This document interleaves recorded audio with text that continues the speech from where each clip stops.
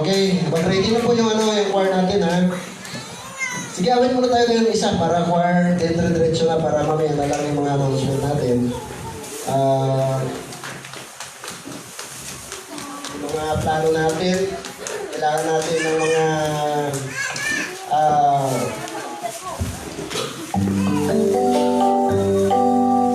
okay, I am thine, O Lord.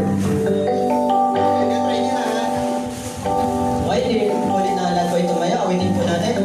I am thine, O Lord.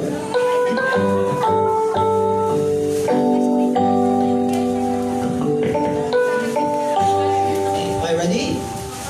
See. I am thine, O Lord. I am heard thy voice, and told thy love to me. For I long to rise in the arms of faith and be closer go to thee. Draw me nearer, nearer, blessed Lord, to the cross where thou wast died. Draw me nearer, nearer, nearer, blessed Lord, to the precious bleeding side. Consecrate me now to thy service, Lord, by the power of grace divine. Let my soul look up with thy steadfast soul, and my will be lost in thine. Draw me nearer, nearer, blessed Lord, to the cross where thou wast died. Draw me nearer, nearer, blessed Lord, to thy precious bleeding side. All of your delight of a single heart, that before thy throne I stand. When I kneel in prayer and with thee, my God, I commune as friend with friend. Draw me nearer, nearer, blessed Lord, to the cross where thou wast died. Draw me nearer, nearer, nearer, blessed Lord, to the precious bleeding side. There are depths of doubt that I yet may know, and face to face I see. There are heights of joy that I eat me with, I will rest and peace with thee. Draw me nearer, nearer, blessed Lord, to the cross where thou wast died. Draw me nearer, nearer, blessed Lord, to thy precious bleeding side.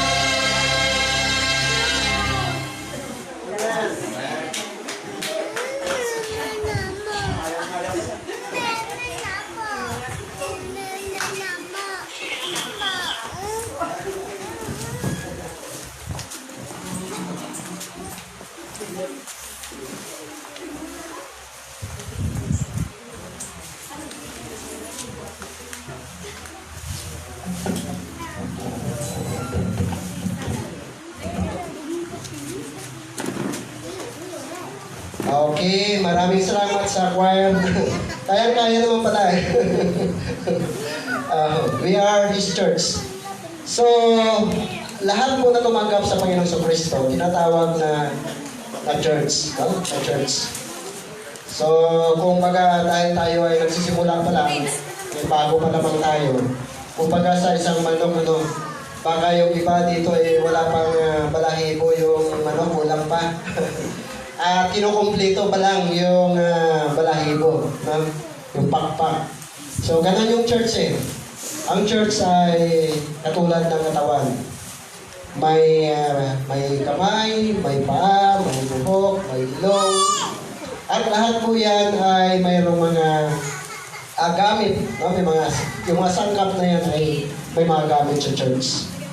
Kaya lahat po tayo dapat ay nagagamit sa gawain ng Panginoon. Okay. Ngayon po ay gusto ko po nadalhin sa ating umaga ay yung message about the resolution. No? Sabi ng iba, New Year resolution. So, dapat gawin natin every year, mayroon tayong mga New Year resolution. Dapat nagsusulat tayo, isulat natin kung ano yung mga New Year resolution natin. Ibig sabihin, mayroon tayong goal, mayroon tayong target na gagawin. Ganito, halimbawa, gusto ko gagawin ko ngayong taon ay ganito yung gagawin ko sa buhay ko, gagawin ko sa negosyo ko, ito yung mga plano ko. So, yun yung mga target, ano? Kaya lang nangyari lang sa mga unbeliever, pag nagkaroon sila ng New Year resolution, mga isang linggo lang, wala na nang nakakalimutan na yung New Year resolution. Pero dapat, pag ikaw Kristiyano, resolution, dapat nagawin mo talaga. Gawin mo talaga sa buhay mo. Kailangan tuparin mo talaga kapag nagkaroon ka ng pangako sa Panginoon. So, maganda talaga rin na mayroon tayong mga ganun, resolution sa buhay. Okay. Tingnan natin ngayon ang kay Pablo ng Fall New Year Resolution in 2021. Ang tanong, you want to be one? Gusto mo ba na samahan? Gusto ba natin na dito po sa unahan po? Ito na. Ganun, dito sa unahan. Ito lang. Gusto ba natin maging isa sa resolution na sinasabi dito ng Apostol Pablo? Sige po, tayo po lahat ay tumayo at basahin po natin yung Philippians chapter 3 verse 13. Ito lang po, dito lang po tayo. Ito po yung ating pinaka-key verse, no? Sabi diyan, Philippians 3:13, everybody begin. Brethren, I count not myself to have apprehended, but this one thing I do, forgetting those things which are behind, and reaching forth unto those things which are before. Panginoon, maraming salamat po sa pagbabasa ng iyong mga salita. Panginoon, tulungan niyo po kami na may mapulot kami na mensahe, aral sa aming binasa nito. Gabayan niyo naman kami, Panginoon, ng banal na Espiritu. Puspusin kami ng kaalaman na makalangit, maintindihan at punawaan ito ng mga kanatan mo. Kaya sa ganun, mai-apply ito sa buhay namin. Ngayong taon, 2021, ay makatulong ito na maging gabay ng bawat isa sa amin. Panginoon, samahan niyo po kami ngayong umaga at tulungan, Panginoon, at pagpalain, Panginoon, ang aming pag-aaral, ang aming pagsamba. Dalangin namin, Lord, na sa aming pag-aaral na ito, magtaas ka sa aming kaligitnaan at hindi po ang aming mga sarili. Patawad po, Lord, sa mga pagkakasala, mga pagkukulang namin at pagkasabing maglilingkod sa inyo. Maraming salamat po at ang lahat nito aming dalangin sa pangalan ng aming Panginoong Hesus. Amen. Okay, pwede na po tayong makaupo. Ano? Sabi dito ng Apostol Pablo, kapatid, ito ang ginagawa ko. Ito ang ginagawa ko. So, pwede natin sabihin na parang sa magang ito, tayo si Pablo, no? Tayo ay si Apostol Paul. Mga kapatid, ito ang gagawin ko. So, this year, 2021, ito ang gagawin ko. So, mayroon kang target. Sabi nga nila, kung saan nakatingin yung mata mo, doon ka raw pupunta. Tama po ba? Sabi ng kasabihan. So, kung mayroon kang goal, kagaya na Apostol Pablo, sabi niya, ito ang gagawin ko.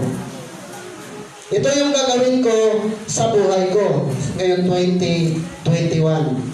Forgetting those things which are behind and reaching forth unto those things which are before. Ang bata pa tinanong mo, anak, ano ba gusto mo? Paglaki mo. Sabi ng bata, tayo gusto ko maging engineer. Tayo gusto ko maging isang teacher. Tayo gusto ko maging isang cook. Dahil gusto ko magpatayo ng isang restaurant, di ba? Yung mga anak, si Rian, ano gusto mo paglaki mo? Di ba? So may mga gusto sila. Tayo gusto ko maging isang doktora. Maging isang doktor. Di ba? Yun yung ano niya, yung gusto niya. Kaya lang, wala ba lang nagsabi na gusto ko magpastor? Lahat, yun ang mga panghanggang sila, may mga target sila na gagawin sa buhay nila. Last Tuesday, ang tanong ko sa mga pulis. Sabi ko, mga sir, ano ba ang inyong New Year resolution na gagawin ngayong 2021? Ay, pastor, siguro pagbawas-bawas na ako sa aking mga bisyo. Di tawanan sila, kantsawan sila. Ay, ikaw, pastor, gusto ko mas bawasan ko na yung pag-inom ko. Bawasan ko lang ng konti ngayon. Taon. Pero sa sunod na taon, dandahalin ko lang. Okay, maganda yan. Ano? Mayroon kang target. Yung isa, sabi nga, pastor, gusto ko na maging malapit ako sa Diyos. Wow! Diba? Gusto ko na maging malapit ako sa Diyos ngayong taon na ito, 2021. Napakaganda ng New Year resolution, ano? Gusto niyang maging malapit sa Panginoon. Gusto niya na mapalapit o magamit ng Panginoon ngayong 2021. So, nasa topic natin kanina, you want to be one sa resolution ng Apostol Pablo. Gusto mo ba na maging isa ka sa resolution na ito ni Apostol Pablo ngayong 2021? Alam niyo po, ang plano ko sana ngayong 2021 ay makadala po tayo ng maraming kaluluwa sa paanan ng Panginoon. Yun po. Hindi ko pinangarap na yumaman. Isa lang ang pinapangarap ko. Magamit ako ng Panginoon pa ngayong 2021. Kaya kanina sabi ko, Brother Eugene, alam mo, Brad, pasalamat tayo, inabot tayo ng 2021. 2021, nabuhay pa tayo. Diba? Pasalamat talaga tayo sa Panginoon. Kapag nalagdagan ng isang taon yung buhay natin, pasalamat talaga tayo sa Panginoon. So sabi ko, dapat ngayong taon na ito, sana may madala akong kaluluwa sa paanan ng Panginoon. So dito sa Apostol Pablo, sabi niya, forgetting those things which are behind and reaching those things which are before. Ano ba? Ano ba yung sabihin ba? Si Pablo ba ay nagkaroon ng amnesia? Sabi niya, kinakalimutan ko. Parang may amnesia ba siya? No. Naniwala ako na si Pablo, alam niya yung iniisip niya. Alam niya kung anong dapat niyang gawin nung sinabi niya yan na forgetting those things which are behind. Kinakalimutan ko ang mga nakaraang mga bagay. Ano yun? Halimbawa, hinanakit sa kapwa. Galit sa ating kapwa. Diba? Galit sa ating pamilya. Mga sama ng loob sa ating pamilya. Mga bagay na hindi nakakatulong sa kanya sa 2021, kinakalimutan niya. Ibig sabihin, lessons learned. Kung mga halimbawa, ay hindi naman lang nakatulong, hayaan na natin yan. Kahit na panalo ka pa, ikaw yung naagrabyado, ikaw yung nasaktan, hayaan mo na yan. Hindi naman makatulong yan, alalahanin mo pa eh. Pero sabi mo, pastor ako yung naisani, ako yung naagrabyado dito eh. Hayaan mo na yan. Kung alalahanin mo lagi yan, hindi naman makakatulong sa iyo yan eh. Pastor, napabayaan ako, pastor, nagkukulang ito. No. Hayaan mo na lang yan na sila panalo. Dahil kapag lagi mong isipin yan, ikaw din ang ma-stress. Sabi nga ni Pastor John, di ba? Maraming absent ng linggo, hindi narinig yung speaker natin, ano? Nakita nyo yung kanyang buong pamilya. Napakasarap ng mga buong pamilya na naglilingkod sa Panginoon.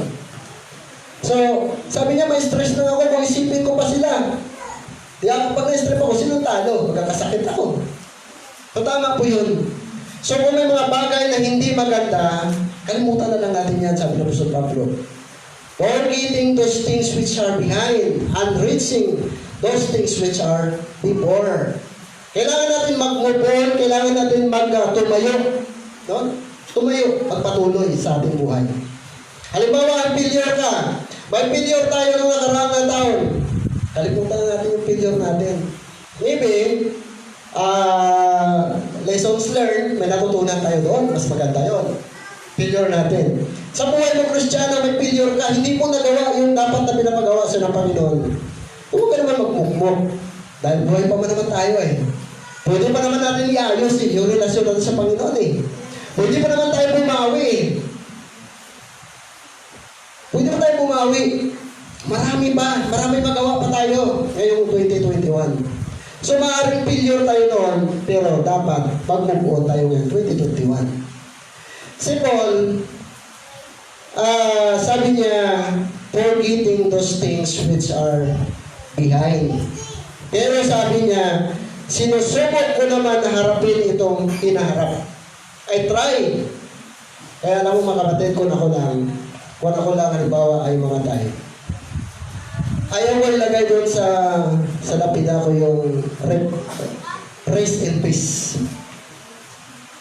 Alam niyo yung rest in peace, kung anong ibig sabihin, no? Ano? Hindi niya alam kung saan siya pupunta. Diba? Mas maganda pa siguro nilagay mo doon sa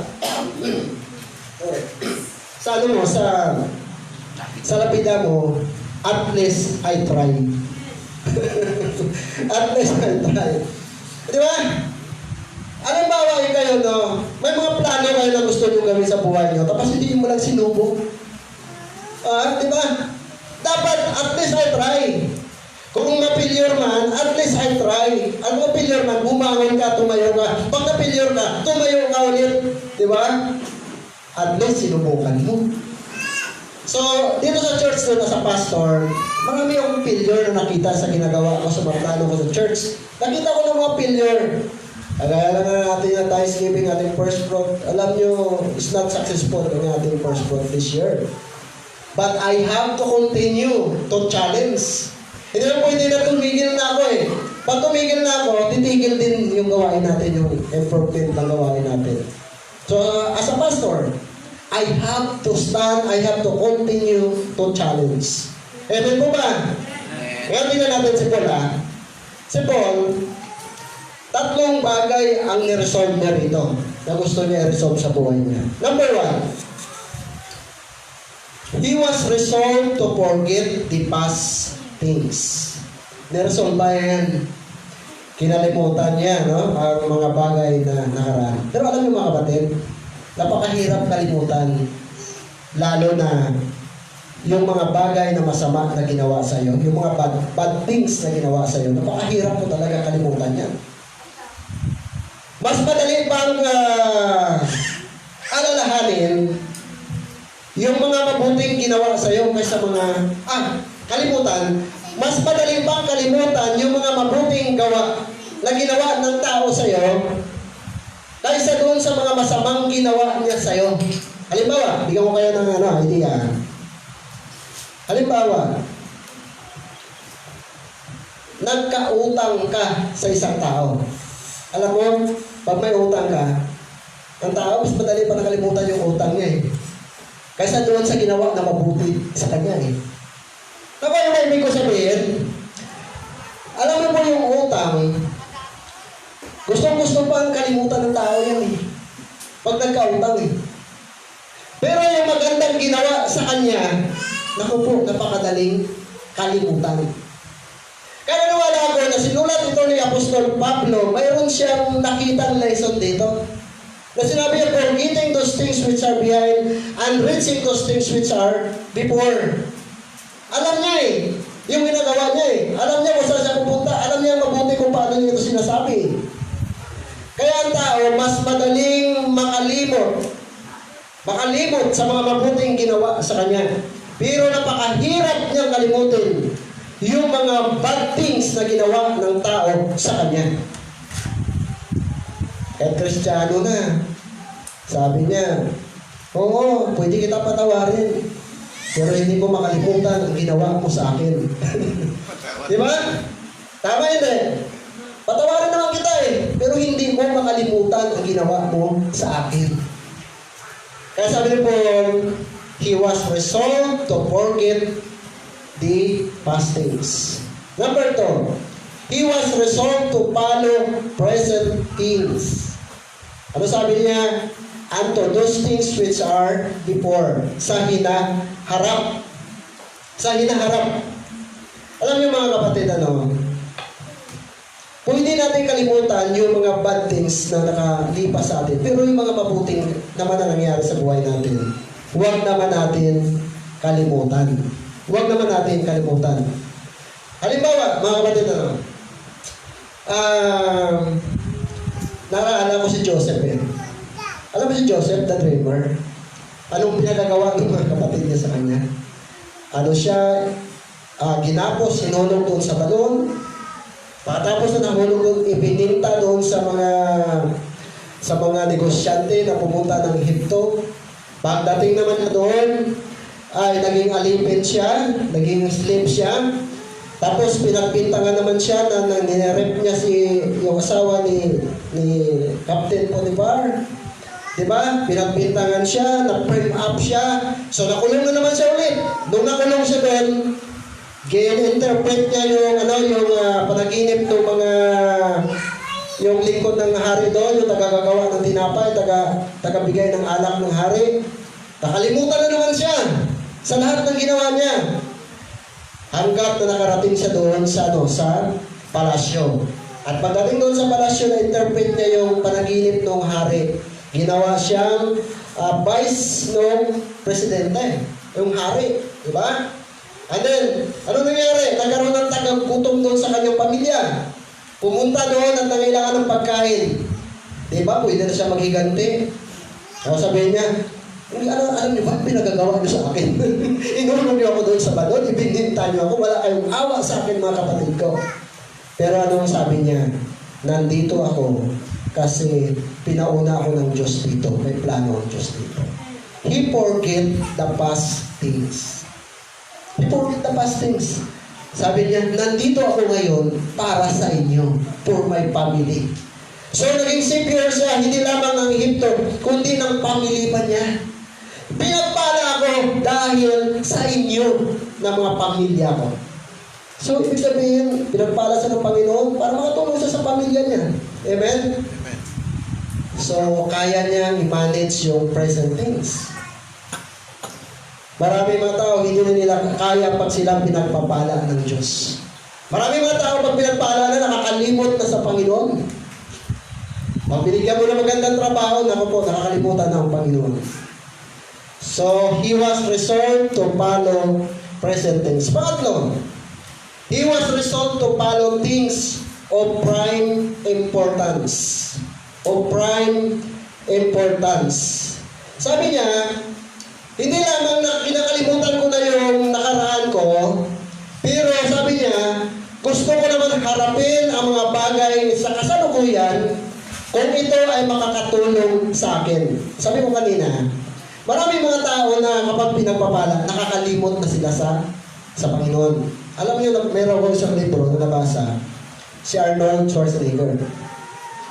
Alam niyo, sabi ni Arnold Schwarzenegger, naging ganito ako ngayon, naging sikat ako ngayon because of many help. Dahil sa maraming tumulong sa akin. Yung maganda, no? Marunong siyang mag-recognize, marunong siyang mag-alaala, marunong siya magpasalamat sa mga tao na tumulong sa kanya. Kaya sabi nga, ang taong hindi marunong lumingon sa kanyang, lumingon sa kanyang pinanggalingan, ay hindi makarating sa kanyang paroroonan. Alam mo, pag Kristiyano talaga tayo, dapat marunong talaga tayo magtanaw ng utang na loob. Utang na loob.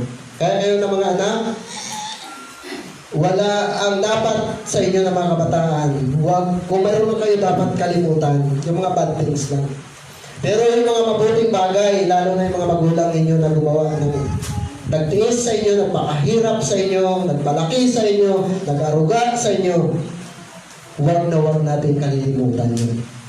Dahil maraming bersikulo po sa Bible na yung mga anak na hindi marunong magmahal sa magulang, talagang hindi sila pagpapalain ng Panginoon.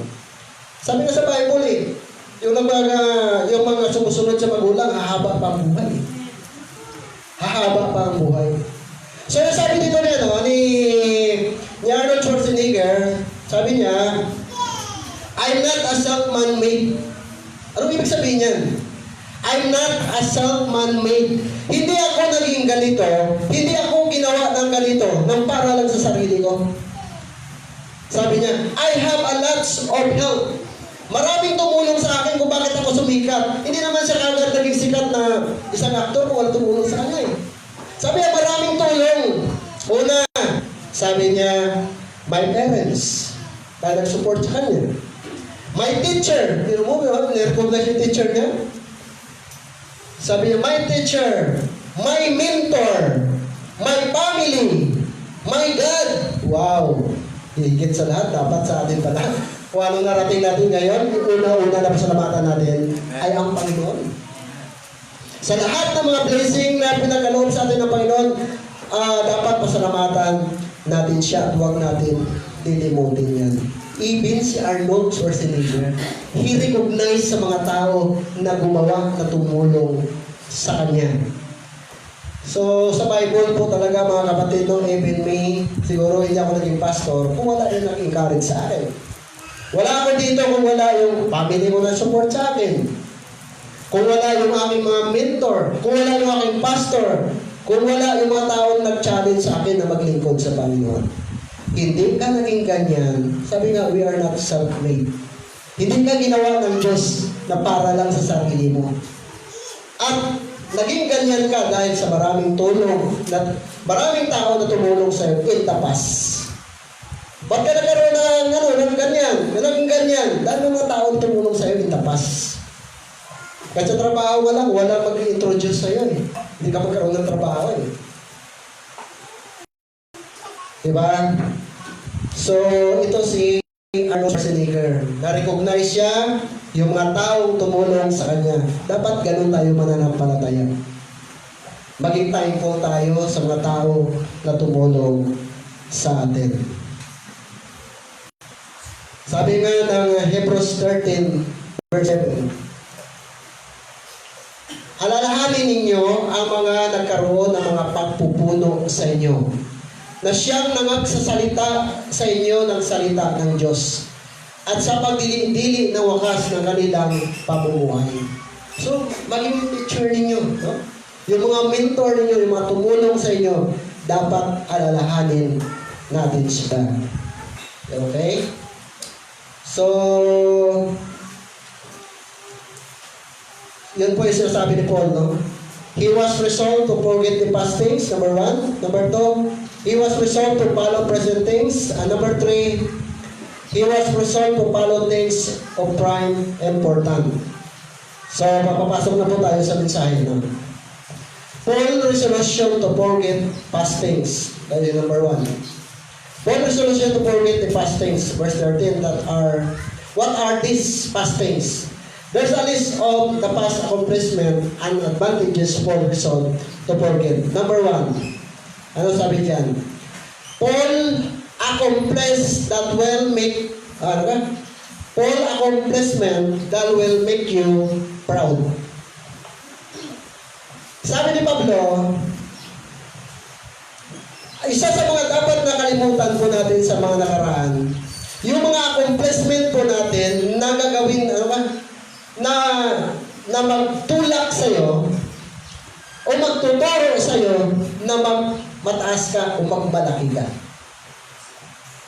Pero sa Christian life talaga, hindi pwede yung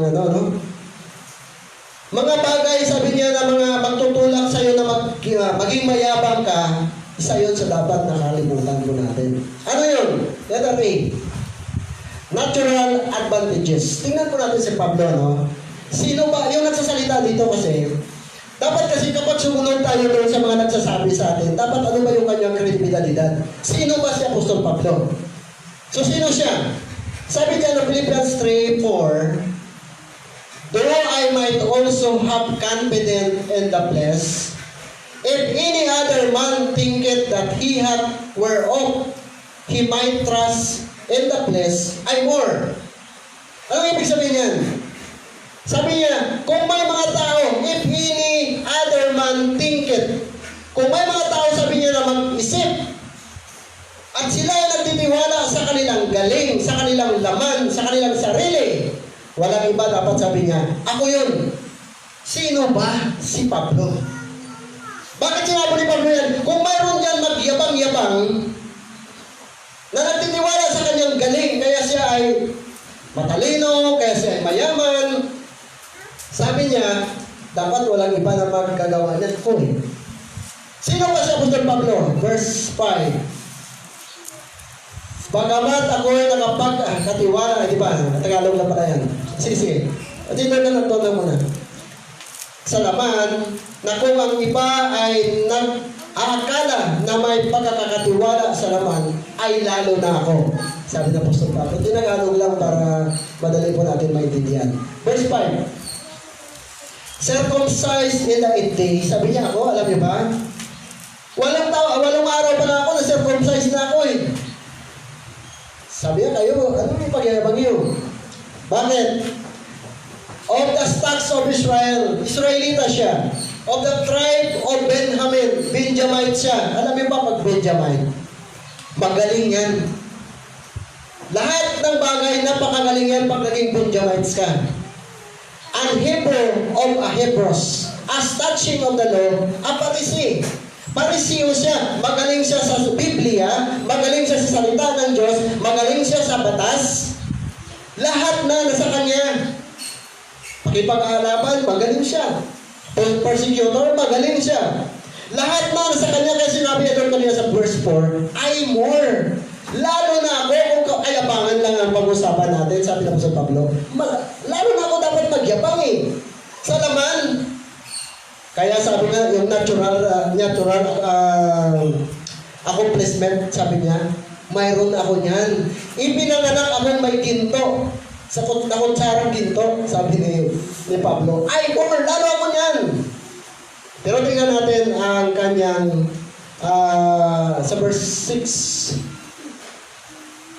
Okay, letter B. Acquired advantages niya. Ano yun? Verse 5 and 6. Concerning the self-persecuting the church, touching the righteousness which is in the law, blameless. Wala na kayong masabi sa akin. Pagdating sabi niya sa salita ng Diyos, pagdating sa batas, abogado ako. Wala tayong may pagyabang-yabang kaya no? Pagdating sa pagyabang-yabang, payabangan, wala tayong panamang kay Apostol Pablo. Lahat na sa kanya eh. Reliyosong tao siya. Wala rin tayo pagdating sa reliyon. Napaka-reliyosong tao niya. Sabi niya, righteousness. Ano pa? Blameless. Pag sinabi natin blameless, mga kapatid, wala kang may pintas. Wala kang may mapuna sa Apostol Pablo. Lahat nasa kanya. Okay. Tingnan natin yung verse 7. Number 7. Yung kanyang evaluation, Evaluation. Alam niyo sa buhay dapat natin mga kapatid, mayroon tayong tinatawag na evaluation.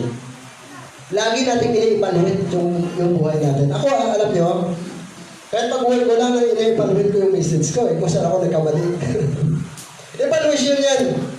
Sa buhay natin, lagi may evaluation. Oy, naku, mali yata yung kilos ko kanina. Evaluation yan. Uy, mali yata yung nasabi ko kanina. Evaluation yan. I-evaluate mo. Alam mo, di ba, January 3, i-evaluate mo yung buhay mo hanggang naman sa December, hanggang sa 2022 naman. I-evaluate mo yan. Ano yung nangyari? I-evaluate mo, saan ako nagkamali, saan ako tumama, anong mali ang nagawa ko, anong tama nagawa ko. Evaluation. So, si Pablo, i-evaluate din niya yung Sabi niya kanina doon, religyoso siya, matalino siya, abogado siya, gwapo siya, Benjamite siya, magaling siya, 8 days pa lang, na-circumcise na siya, pagdating sa batas, pagdating sa salita ng Diyos, nasa kanya niya, I more, sabi niya.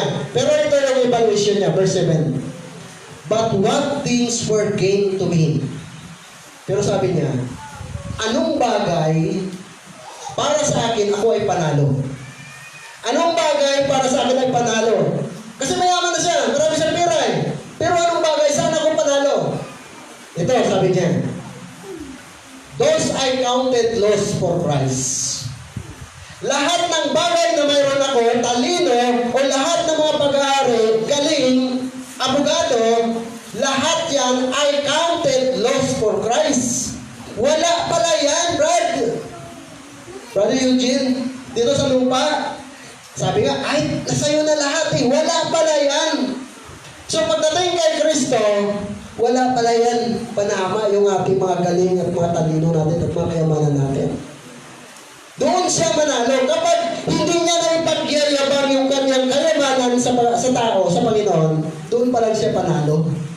Kapag ang Panginoon ang higit na mas prioridad niya, yun pala, doon pala siya nananalo. I counted loss for Christ. Sabi niya dyan, but one thing were gained to me, I counted loss for Christ. So ano mo mga bagay na mayroon ako ngayon ay wala yan. Kapag pinag-usapan natin si Kristo, I count that all loss.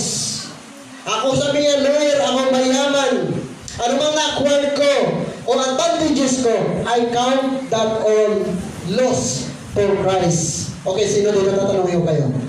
Sino dito pwede tumayo na matagumpay ang buhay? Sino dito pwede tayo? Pastor, sa tingin ko, narating ko na ang tagumpay. Sa tingin ko, Pastor, lahat mayroon na ako. Kaya sa tingin ko, ako ay matagumpay na tao na. Sino po dito pwede magtaas ng kamay na masabi mo na matagumpay ka? Alam niyo mga kapatid, ang totoong tagumpay, kapag si Pablo dito ang magsasalita, naging matagumpay siya kung si Kristo ay mas higit doon sa mga bagay na na-acquire niya. Kung yung mga bagay na mayroon siya ay walang tawag ito, walang halaga ikumpara mo kay Kristo, ibig sabihin mas matimbang si Kristo sa buhay niya, yun yung tagumpay para sa kanya. Pero malabo ito mangyari, no? Kasi pag pinagtapat-tapat natin ang Panginoon at ang mga bagay, unahin ng tao pa ang bagay. Pag pinagtapat natin yung Panginoon at saka yung salita ng Diyos at yung pera o trabaho o yung ayuda, mas pipiliin ng tao yung ayuda eh. Sabihin, bakit? Masaing ba natin yung Panginoon ngayon? Diba? Mapakinabangan ba natin yan sa gutom natin? Makakatulong ba sa gutom natin? Kaya mas matimbang pa rin talaga ang Panginoon, ang mga bagay, material na mga bagay, ikumpara mo sa Panginoon eh. Diba? Yung halimbawa, linggo ngayon, may kasabay na outing. Sarap. Pupunta ka ng Tagaytay, pupunta ka ng Baguio, pupunta ka ng kung saan